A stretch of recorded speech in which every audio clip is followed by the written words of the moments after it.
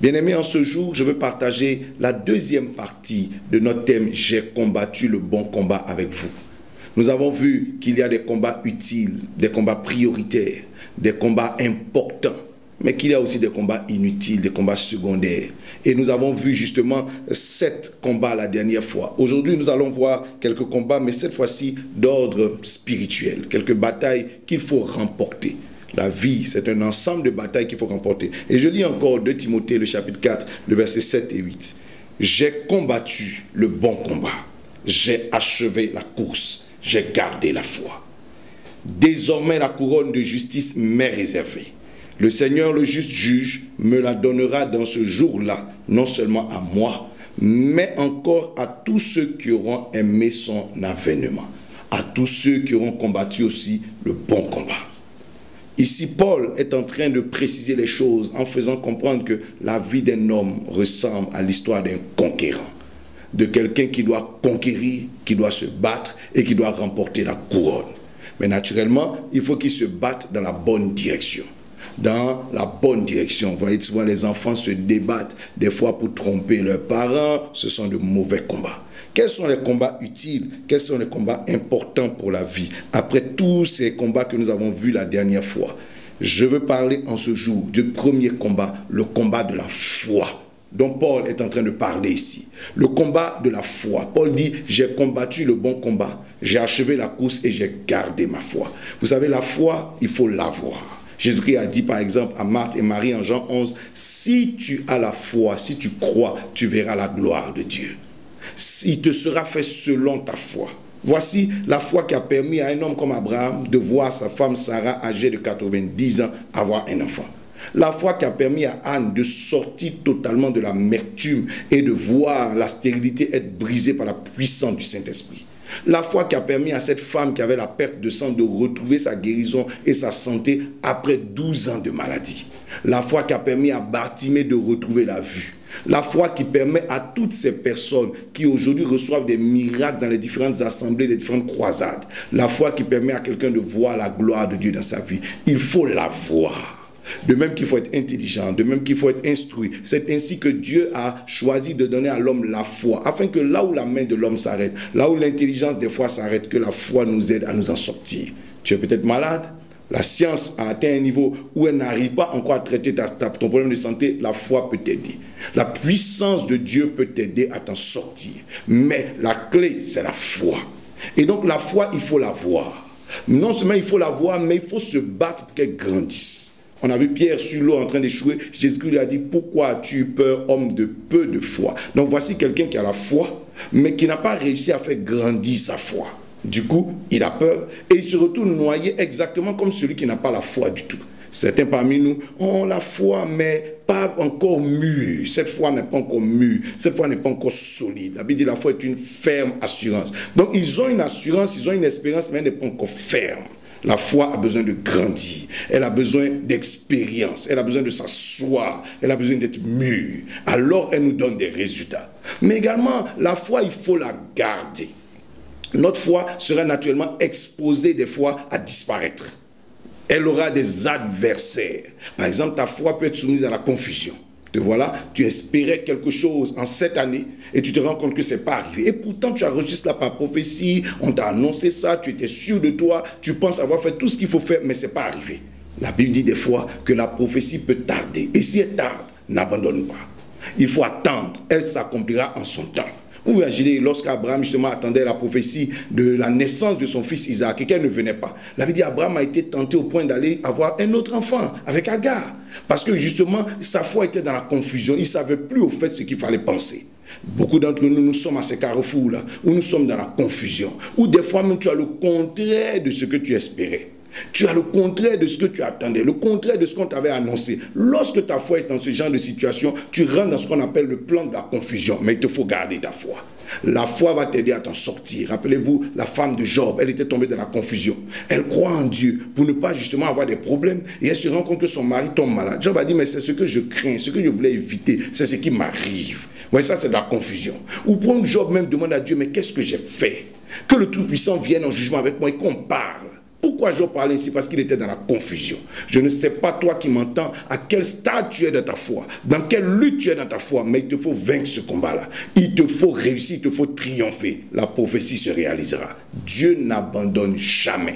Sa fidélité ne disparaît jamais. Sa fidélité dure à toujours. S'il t'a promis quelque chose, il fera cette chose en son temps. Dieu fait toute chose, chaque chose bonne en son temps. Persévère, tu verras la gloire de Dieu. La foi peut être éprouvée, tout simplement. Donc on t'éprouve pour voir. Donc Dieu éprouva Abraham. Abraham, prends ton fils, ton unique, viens avec lui, offre-le-moi un holocauste sur la montagne que je te dirai. Mais à la fin, Dieu n'a pas permis à Abraham de tuer l'enfant. Donc c'était juste une épreuve. La foi peut être éprouvée plus sérieusement même. On a vu par exemple Lazare dans la Bible en Jean 11. Lazare, la Bible dit quoi? Lazare est tombé malade. Lui qui est l'ami de Jésus, il est tombé malade et même il est mort.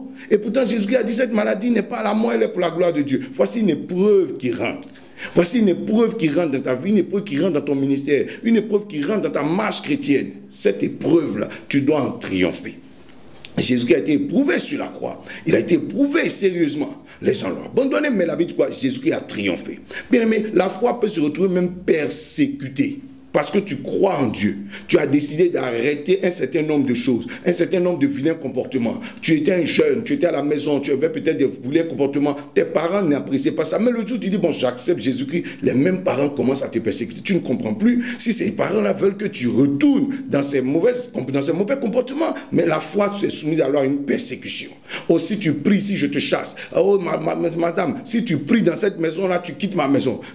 Si tu pries dans cette maison, allez, je ne paye plus tes études. Alors ce que je t'ai promis, voyez, la foi est rentrée dans la persécution. Ou au contraire, on t'attaque, on vous combat, c'est la persécution. Mais même quand la foi sera persécutée, il faut garder la foi. Rappelez-vous d'Étienne. Étienne même a été persécuté jusqu'à ce que finalement on le lapide. Mais même quand il était en train de mourir, il dit, je vois mon Seigneur là, debout à la droite du Dieu vivant. Voyez, il a gardé sa foi même dans la persécution. Paul et Silas étaient en prison. On les a frappés, on les a humiliés, on les a dépouillés, on les a mis en prison avec des chaînes.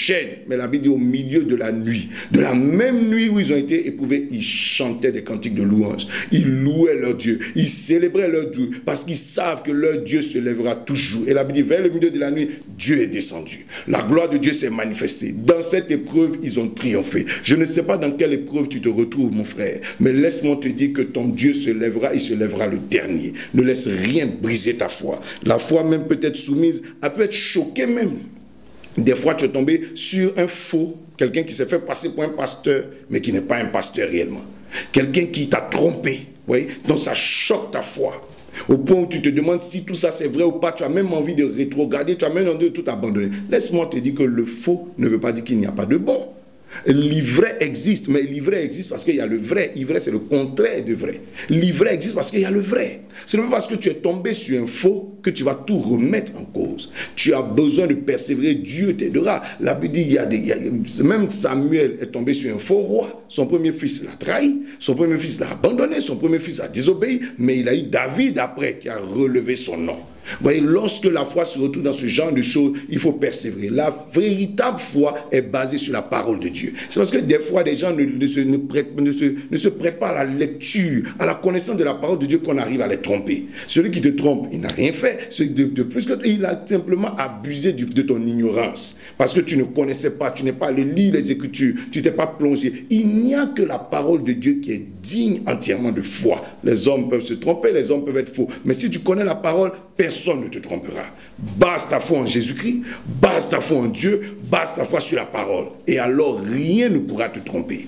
La foi peut se retrouver dans toutes ces choses. Elle peut même être soumise à être étirée. Voyez, ta foi a été tirée. Pourquoi? Parce que tu as besoin de faire un pas de géant. Tu as besoin d'oser. C'est au-delà de tes limites. D'habitude, c'est pas ce que tu fais. Oh non, cette femme avait peu de provisions. La veuve de Sarepta, elle avait peu de provisions, peu de farine, peu d'huile. Mais Élie lui dit, donne-moi à manger. Voici une femme dont on veut étirer la foi. Bien aimé, ta foi peut se retrouver dans ce genre de circonstances où tu as besoin d'étirer ta foi. Tu as besoin d'aller au-delà de tes limites. Vas-y.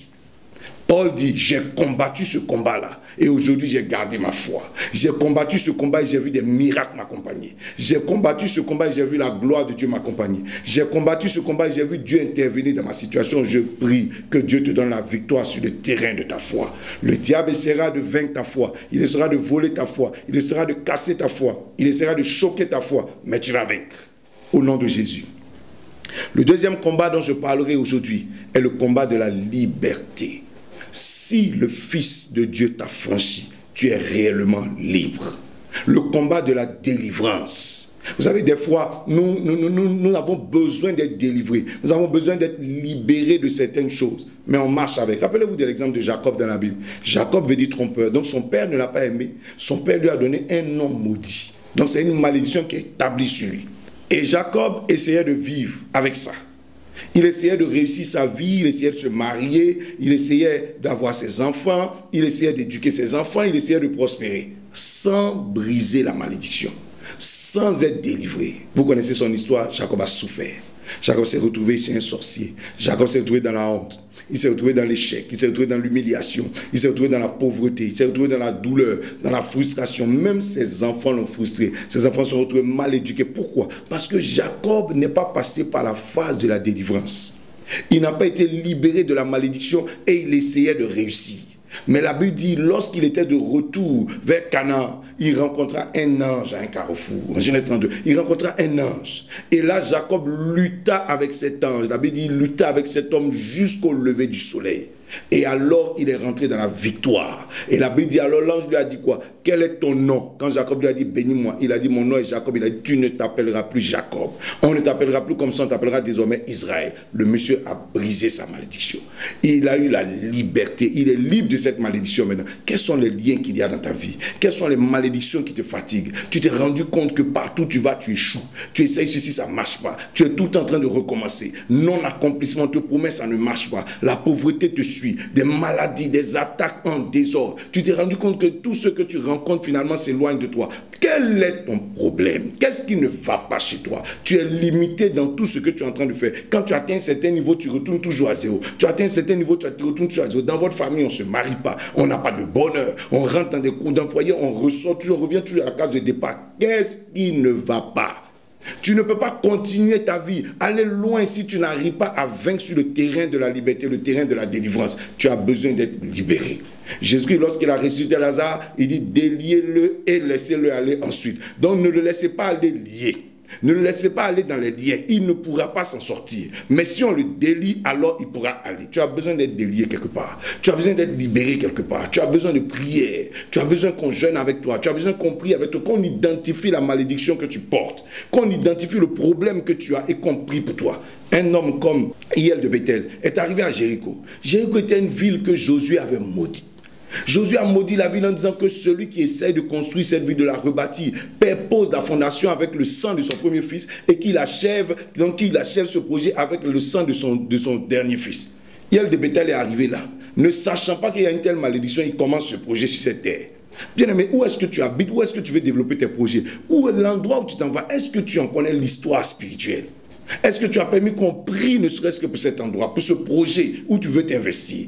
Et la Bible dit, lorsqu'il a commencé, son premier fils est mort. Lorsqu'il achève son dernier fils, mais c'est exactement la malédiction qui était là. Il n'a pas pris le soin de vérifier l'histoire spirituelle. Tu as besoin de délivrance, tu as besoin de vaincre. La Bible dit non, pas seulement lutter contre les hommes. Souvent les hommes sont des canaux, des représentants de principautés, des agents de principautés, de puissants des ténèbres. Est-ce que votre famille, vous essayez de prospérer aujourd'hui, vous essayez de vous entendre? Est-ce que vous avez traité avec la puissance de la sorcellerie? Est-ce que vous avez traité avec ces démons, ces esprits qui fatiguent? Est-ce que vous avez traité avec l'esprit de moi? Est-ce que vous avez traité avec ces malédictions qui sont dans votre famille? Lorsque la prière viendra et que cette famille va se retrouver, tous les membres vont accepter de se retrouver peut-être dans une semaine, dans 2 semaines de prière sérieuse et que la famille sera libérée, alors la gloire viendra. J'ai déjà prié pour plusieurs familles comme ça. Ça ne va pas, l'échec à gauche, à droite, on ne sait pas quoi faire. Je me rappelle encore de ce coup de cette famille qui, les enfants échouaient, le papa avait perdu son travail, la maman ça n'allait pas et on nous a reçus. L'homme a organisé un déjeuner où je suis allé. Et j'ai prié avec eux à la fin de ce déjeuner. Et nous avons prié délivrance. Dieu s'est manifesté. Un mois après, le monsieur a eu du travail, il a été élevé. Aujourd'hui, il est en fonction. Lui et son épouse sont partis sur une ville de l'intérieur du pays, précisément à Yamoussoukro. Les enfants ont réussi à leurs examens. Aujourd'hui, on est en train de parler de ces enfants. Quelqu'un est en train de passer un très haut niveau en mathématiques, l'autre est médecin, et Dieu commence à bénir cette famille. La raison, c'est laquelle? Ils ont vaincu sur le terrain de la délivrance. Tu as besoin d'être libéré. Cet esprit qui te poursuit dans tes nuits, ce mari de nuit qui vient tout le temps, tu te rends compte que chaque fois que tu as un bon rendez-vous, il y a un rêve bizarre que tu fais. Tu te retrouves dans des rêves mais compliqués. Pourquoi ça se passe comme ça chez toi? Tu as besoin de délivrance. Tu as besoin qu'on prie avec toi. Si tu arrives à avoir le combat, la victoire sur le terrain spirituel, le terrain de la liberté spirituelle, alors tu réussiras sur le terrain, le terrain physique. Que Dieu étende sa main sur toi. Que la main de Dieu s'étende et vous délivre au nom de Jésus. Bien-aimé, il y a un troisième combat que j'appelle ici le combat de la destinée. Dieu m'a prévu pourquoi? Je dois accomplir une destinée. Il a dit à Jérémie, tu es prophète depuis le sein de ta mère. David, sa destinée, il était roi. En fonction, dans son travail, il était berger, mais il est destiné à être un roi. Est-ce qu'il va rester berger ou il va devenir ce grand roi? Bien-aimé, votre destinée est souvent au-delà de ce que vous faites comme activité. Est-ce qu'il va rester simplement ce pêcheur de poissons ou il va devenir pêcheur d'hommes? Il s'agit de Pierre. Est-ce que Jésus va rester charpentier ou finalement il va devenir l'agneau de Dieu, le lion de la tribu de Juda, le sauveur de l'humanité? Seigneur, quelle est ta destinée? Nous avons besoin de nous battre à ce niveau-là. La plupart du temps, des mains nous ramènent toujours en arrière pour qu'on reste au bas niveau. Les frères de David disaient à David, retourne chez les brebis, retourne à la bergerie, retourne dans ta fonction de berger, quitte le champ de la bataille, quitte le champ de Goliath. Tu n'es pas fait pour ça. Mais David a lutté et finalement il s'est retrouvé à la table du roi. Il s'est retrouvé dans sa destinée. Bien aimé, le monde travaille à ce que vous restiez dans le système qui arrange le monde. Le monde travaille à ce que vous restiez quelque part. Mais Dieu te veut ailleurs. Ton étoile brille, tu dois être élevé. Tu es peut-être la source de bénédiction de cette famille. Cette femme s'appelait Sarah. Elle était stérile selon la science, selon l'homme, selon la nature physique. Mais selon le monde spirituel, selon sa destinée, c'est la mère d'une multitude. Est-ce qu'elle va rester emprisonnée dans le filet de la stérilité et finalement rater cette destinée, ou au contraire va se battre et réussir à entrer dans sa destinée? Sarah s'est battue avec Abraham, elle est rentrée dans sa destinée. Aujourd'hui, nous avons son peuple, le peuple d'Israël existe. Bien-aimé, toi aussi, tu as des luttes à mener pour rentrer dans la destinée que Dieu a prévue pour toi. Le monde t'a refusé cela. Peut-être que tu n'as pas eu les parents qu'il faut. On t'a pas aimé comme on n'a pas aimé Jacob. Peut-être que tu n'as pas eu les frères qu'il faut. Ils ont combattu Joseph quand Joseph a dit, ma destinée c'est ça. Je dois être gouverneur. Je dois être grand. Je dois régner. Ses frères l'ont vendu. Ils ont refusé. Peut-être que les gens même ne te soutiennent pas du tout dans ta destinée. Mais tu peux te battre. Peut-être que tu es dans une malédiction, dans un fin fond de la bourse. Quelque part comme Ruth. Mais tu as besoin de te battre pour rentrer dans ta destinée. Bien aimé, on n'arrive pas loin quand on ne marche pas comme il faut.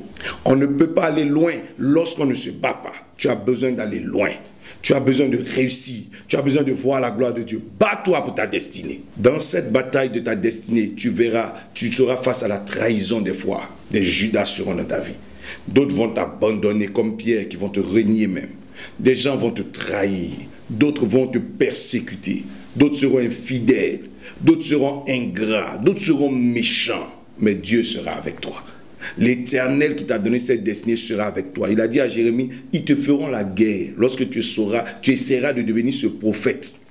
D'être ce prophète selon ta destinée. Lorsque tu essaieras de répondre à cet appel, lorsque tu essaieras d'accomplir cette mission, ils te feront la guerre. Mais sache-le, ils ne te vaincront pas car je serai avec toi. Bien-aimé, tu as une destinée, tu as un grand rêve.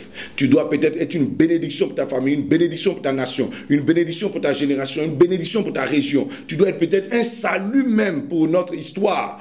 Il faut te battre dans cette destinée. Que l'Éternel soit avec toi et que le ciel demeure ouvert avec toi. La puissance de Dieu te délivrera. La puissance de Dieu te gardera sur ton chemin. Mais bats-toi. Bats-toi avec les armes que Dieu t'a données, tu réussiras. Ne laisse pas le monde t'obliger à être ce que le monde veut. Mais il faut devenir ce que Dieu a voulu que tu sois.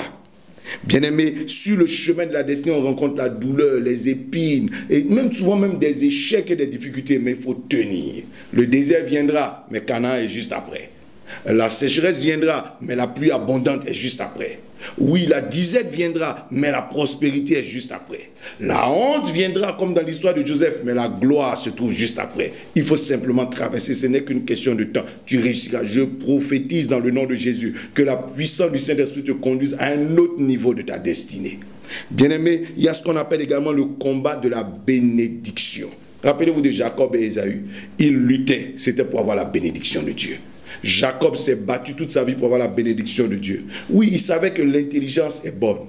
Oui, le courage est bon. Mais quand le ciel est ouvert au-dessus de toi et que les anges de Dieu t'accompagnent et que la faveur de Dieu t'accompagne, ta vie devient meilleure. Parce que là où ta main ne peut pas arriver, la main de Dieu peut te conduire à ce niveau. Comment David deviendrait roi si Dieu n'est pas avec lui? Comment est-ce qu'il se retrouverait au palais?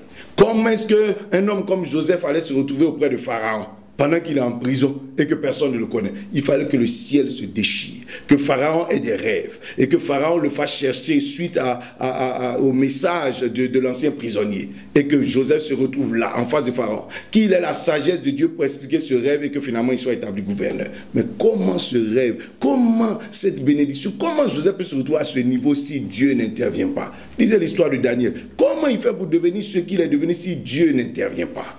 Bien-aimé, il te faut forcément avoir la bénédiction de Dieu. Dieu a dit à Abraham, quitte ton pays, ta patrie, va à la recherche de la bénédiction et ton nom sera grand et tu seras une source de bénédiction pour toutes les familles de la terre. Abraham, voici ta postérité sera comme les grains de sable au bord de la mer, comme les étoiles dans les cieux. Abraham, des rois naîtront de toi. Ça, c'est la bénédiction de Dieu. Oui, l'homme se bat, mais le bonheur vient de Dieu. Des fois, vous voyez que vous êtes mariés. On s'est marié, mais le bonheur du mariage vient de Dieu. Des fois, au contraire, on s'est marié, puis c'est la douleur même qu'on a. C'est la frustration qu'on a. Pourquoi? Parce que vous avez cru en vos forces, vous avez cru en vos capacités, quelquefois même en votre éducation. Mais le bonheur est une chose qui vient de Dieu. Des fois même, on a eu de l'argent, mais on n'est pas heureux. Parce que le bonheur vient de Dieu. Des fois, tu as eu du travail, tu as pensé qu'en ayant du travail ou en voyageant, tu allais être heureux. Mais te voilà tout malheureux. Le bonheur vient de Dieu. Et quand la bénédiction de Dieu est sur vous, le ciel est ouvert, la grâce de Dieu coule dans votre vie, alors vous êtes heureux dans ce que vous êtes en train de faire. Mais bien aimé, il faut savoir lutter pour cela. Où est-ce qu'on trouve la bénédiction? Il faut savoir où est-ce que je peux la trouver. On trouve la bénédiction d'abord chez les parents. Tes parents même qui t'ont mis au monde. La Bible dit, honore ton père et ta mère et tu vivras longtemps. Donc dès l'instant où tu n'honores pas tes parents, tu vas pas vivre longtemps, tu ne vas pas vivre bien. Donc commence par là, ta première source de bénédiction, ceux qui t'ont donné la vie, ceux qui ont souffert pour que tu sois là, ceux qui se sont battus pour que tu aies à manger, pour que tu aies ta santé et que tu arrives là où tu es arrivé. Honore-les, ne les déshonore pas. Tout le monde peut les attaquer sauf toi. Tout le monde peut parler mal d'eux sauf toi. Si ton père est pauvre, mais c'est ton père. Si ta mère est pauvre, mais c'est ta mère. Honore-la, respecte-la. Accomplis tes devoirs envers elle et Dieu bénira tes jours. Ensuite, honore tes parents spirituels, ceux qui te donnent la nourriture spirituelle. La Bible dit, tu as besoin de même faire connaître tes biens à celui qui te donne la nourriture spirituelle. Bénis-le ainsi. Par tes actions, bénis-le ainsi par tes offrandes et tu verras la bénédiction de Dieu couler dans ta vie. Rappelle-toi d'Isaac qui dit à son fils, va me chercher un animal, prépare-le comme j'aime et mon âme te bénira. Élie qui a béni Élisée, Moïse qui a béni son fils spirituel Josué. Tu as besoin d'être béni. Même Jésus-Christ a béni ses disciples qui l'ont servi pendant longtemps. Ensuite, tu as besoin d'identifier quoi? L'œuvre de Dieu. L'œuvre de Dieu est une source de bénédiction, c'est une bonne terre. Celui qui plante dans l'œuvre de Dieu, la Bible dit, c'est comme il jette son pain à la surface des eaux. Un jour, ça reviendra parce que Dieu n'est pas ingrat. Tout ce que tu fais dans son œuvre te reviendra. Bâtis une maison de Dieu, sers dans la maison de Dieu, fais une offrande pour faire avancer l'œuvre de Dieu, agis dans l'œuvre de Dieu, investis ton intelligence, ajoute ta part et Dieu te bénira en retour. Ensuite, il faut identifier quoi? Les orphelins et les veuves. Donc, toutes ces personnes, la Bible dit que Dieu est le père de l'orphelin et de la veuve. Donc, quand quelqu'un commence à aider ce genre de personnes, mais la vraie veuve, qui n'a pas de moyens, qui n'a pas d'enfants pour s'occuper d'elle. Pas la veuve, si tu as une veuve et que tu as déjà des grands enfants qui s'occupent de toi, bon, tu n'es pas considéré comme une veuve démunie. Mais la veuve qui a besoin de moyens, l'orphelin qui a besoin d'un père, qui a besoin d'une intervention, Dieu te bénira en retour. Parce que Dieu est le père de cet orphelin, donc il se souviendra de toi.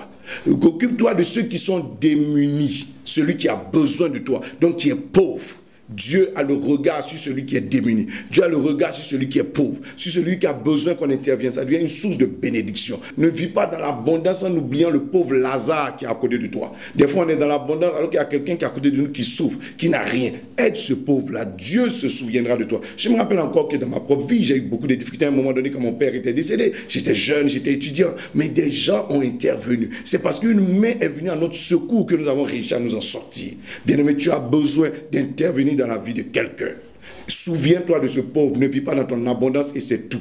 Et tu verras que l'Éternel se souviendra de toi, l'Éternel te bénira aussi. Donc quand quelqu'un a besoin de toi, le nécessiteux, il faut intervenir. Toutes ces sources sont des sources de bénédiction. N'oublie pas par exemple le prophète. La Bible dit celui qui honore un prophète, qui le reçoit en qualité de prophète, donc qui le bénit en tant que prophète, recevra une récompense de prophète. La récompense de prophète c'est quoi? Il prophétise sur toi, il annonce une parole qui se réalise. Chez un de mes pasteurs par exemple, qui avait des difficultés, lui et sa femme à avoir un enfant. Je vais chez eux, ils me reçoivent bien. Je partage un repas avec eux et je le bénis. Je dis l'année prochaine, à la même époque, ta femme aura un enfant. Celle qui était considérée comme stérile a un enfant aujourd'hui dans sa main. Et nous venons d'ailleurs de fêter son anniversaire. Pourquoi? C'est une récompense de prophète. La Bible dit, si celui qui reçoit un juste en sa qualité de juste, recevra une récompense de juste. Quand tu vois un juste, quelqu'un qui a accepté Jésus, quelqu'un qui est sauvé, quelqu'un qui est juste, si tu le bénis dans sa qualité de juste, alors tu recevras une récompense de juste. Dieu te fera du bien.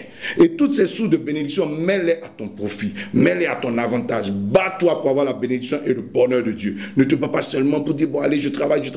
Que le ciel t'accompagne. Là où l'homme ne pourra plus, là où ton intelligence ne pourra plus, là où ta main ne pourra plus, sur un lit d'hôpital, Dieu se souviendra de toi. Le ciel viendra te délivrer. Enfin, il faut se battre pour avoir gagné le combat de la prophétie, l'accomplissement des prophéties. J'ai une prophétie sur ma vie. Dieu a parlé sur ma vie. Voici un prophète on m'a dit quelque chose. Il faut que je me batte pour l'accomplissement de cette prophétie-là. Dieu a dit à Abraham, je serai avec toi. Abraham dit, que dois-je faire? Dieu dit, faisons alliance. Que dois-je faire? Sois intègre. Que dois-je faire? Fais la circoncision. Que dois-je faire? Mets de l'ordre dans ta maison. Que dois-je faire? Va prier, va jeûner. Que dois-je faire, Seigneur? Pose tel acte. Et au fur et à mesure qu'Abraham respectait ce qu'il fallait, la prophétie venait à son accomplissement. Un jour, Dieu arrive chez lui et dit, Dieu dit, tu as 1 an de l'accomplissement. L'année prochaine, à la même époque, ta femme aura un enfant. Que vos prophéties se réalisent. Je prie au nom de Jésus que la bonne main du Seigneur soit sur vous.